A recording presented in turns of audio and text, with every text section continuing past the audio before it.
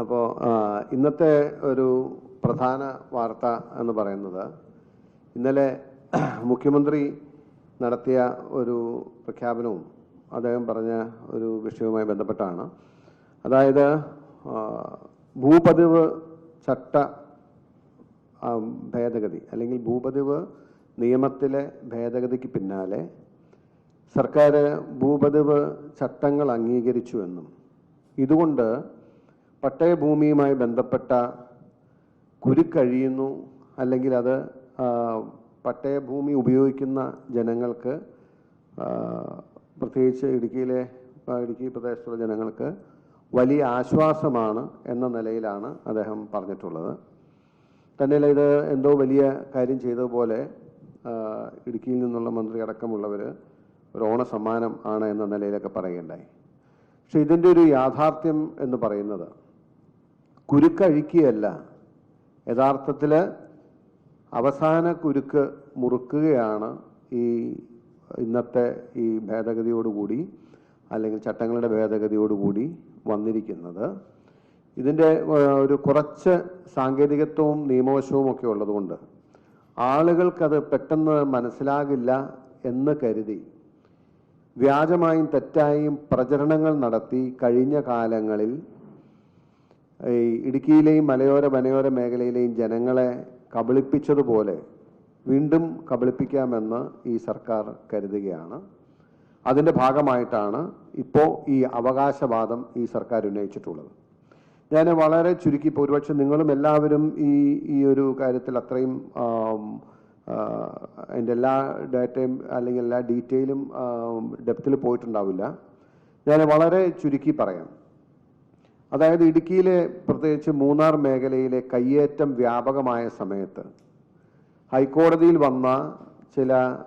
വന്ന ചില ഇതിൻ്റെ ചില കേസുകളുടെ പശ്ചാത്തലത്തിൽ ഹൈക്കോടതി 2010 ഒരു ഇടക്കാല ഉത്തരവ് പുറപ്പെടുവിക്കുകയുണ്ടായി. 2010 ഹൈക്കോടതി പുറപ്പെടുവിച്ച ഇടക്കാല ഉത്തരവ് എന്ന് പറയുന്നത്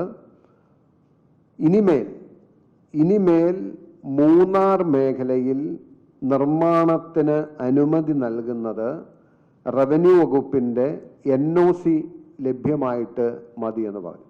റവന്യൂ വകുപ്പിൻ്റെ നിരാക്ഷേപ സാക്ഷ്യപത്രമില്ലാതെ ഇനിമേൽ മൂന്നാറിൽ നിർമ്മാണങ്ങൾ അനുവദിക്കരുത് എന്ന് 2010 ഹൈക്കോടതിയുടെ ഡിവിഷൻ ബെഞ്ചിൻ്റെ ഇടക്കാല ഉത്തരവ് വരികയുണ്ടായി. ആ സമയത്ത് അച്യുതാനന്ദൻ ഭരിച്ചുകൊണ്ടിരുന്നു. അവിടെ മൂന്നാർ മേഖലയിലെ കൺസ്ട്രക്ഷൻസിന് ലിമിറ്റേഷൻ ഉണ്ടായി. അത് വില്ലേജ് ഓഫീസിന് അനുമതി കൊടുക്കുന്നുണ്ടായിരുന്നില്ല. 5 വർഷക്കാലം ബഹുമാനായ ഉമ്മൻചാണ്ടി ഭരിച്ചു. ഇടുക്കിയിലെ മേഖലയിലെ ജനങ്ങൾക്കോ മറ്റാളുകൾക്കോ ആർക്കും ഒരു പ്രശ്നം ഉണ്ടായില്ല. മൂന്നാർ മേഖലയിലെ കൺസ്ട്രക്ഷൻസിനും കയ്യേറ്റത്തിനും എതിരായിട്ടുള്ള ശക്തമായ നടപടികൾ സർക്കാർ തുടർന്നു. പിണറായി വിജയൻ അധികാരത്തിൽ വന്നതിന് ശേഷമാണ് ആദ്യമായി ഒരു സർക്കാർ ഉത്തരവ് അല്ലെങ്കിൽ സർക്കാരിൻ്റെ നിർദ്ദേശം, സർക്കാരിൻ്റെ ഒരു കളക്ടർ ഇഷ്യൂ ചെയ്യുന്ന സർക്കുലറിൻ്റെ രൂപത്തിൽ ആദ്യമായി ഒരു സർക്കുലർ വരുന്നത്. പട്ടയഭൂമി 3 കാര്യങ്ങൾക്ക് ഉപയോഗിക്കാൻ കഴിയും. അതായത് അതിൽ വീട് വയ്ക്കാം, കൃഷി നടത്താം, ചെറിയ തട്ടുകട പോലുള്ള ചെറിയ ഷോപ്പ് സൈറ്റ്സിൽ ഉപയോഗിക്കാം. ഈ 3 കാര്യങ്ങൾക്കല്ലാതെ പട്ടയഭൂമിയുടെ ഉപയോഗം നിയമവിരുദ്ധമാണ് എന്ന് പറഞ്ഞ് ആദ്യ ഉത്തരവ് ഇടുക്കിയിലെ ജനങ്ങളുടെ തലയിൽ അടിച്ചേൽപ്പിക്കുന്നത് പിണറായി വിജയൻ സർക്കാർ അധികാരത്തിൽ വന്നതിന് ശേഷമാണ്. അതിൻ്റെ ഡോക്യുമെന്റ്സ്, അതായത് ആദ്യത്തെ ഉത്തരവ് വന്നത് ഇടുക്കി ജില്ലാ കളക്ടറുടെ 9/2016 പിന്നീട് 1/8/2016 തീയതികളിലെ നമ്പർ സർക്കുലറുകൾ എന്ന് പറഞ്ഞ് ആദ്യത്തെ സർക്കുലർ വന്നു. പിന്നീട് അതിൻ്റെ പേരിൽ ആദ്യം ഇടുക്കി ജില്ലയിൽ മുഴുവനായി വ്യാപിപ്പിച്ചു. പിന്നീട് 8 വില്ലേജുകളിൽ ആയിട്ട് ഇത് ചുരുക്കി. 8 വില്ലേജുകളിൽ നിർമ്മാണ നിരോധനം എന്ന പേരിൽ സർക്കാർ നിലപാട് സ്വീകരിച്ചു. ഹൈക്കോടതിയിൽ നിരവധി കേസുകളുണ്ടായി. അങ്ങനെ വന്നപ്പോൾ ബേസൻ വാലി പഞ്ചായത്തിൻ്റെ പ്രസിഡന്റും ബേസൻ വാലിയിലെ ഒരു ജനപ്രതിയായിരുന്ന ലാലിയും അതുപോലെ മഞ്ജു ജിൻസും കൊണ്ടുവന്നൊരു ഹർജിയിൽ ഞാൻ വാദിച്ച ഹർജിയാണ്. അപ്പോൾ ഏതാനും മേഖലയിൽ മാത്രമായി പട്ടയ നിയമത്തെ ഒരു രീതിയിൽ വ്യാഖ്യാനിക്കാൻ കഴിയില്ലെന്നും പട്ടയ നിയമം മറ്റൊന്നും അനുവദിക്കില്ലെങ്കിൽ കേരളം മുഴുവൻ ആ നിയമം ബാധകമായിരിക്കുമെന്ന് ഹൈക്കോടതി വാദിച്ചതിൻ്റെ അടിസ്ഥാനത്തിൽ കേരളം മുഴുവൻ ഉള്ള പട്ടയഭൂമിയിൽ ഈ നിയന്ത്രണങ്ങൾ സർക്കാരിന് കൊണ്ടുവരേണ്ടതായി വന്നു. ഹൈക്കോടതി പറഞ്ഞു എല്ലായിടത്തും ഇത് ബാധകമാണെന്ന് പറഞ്ഞു.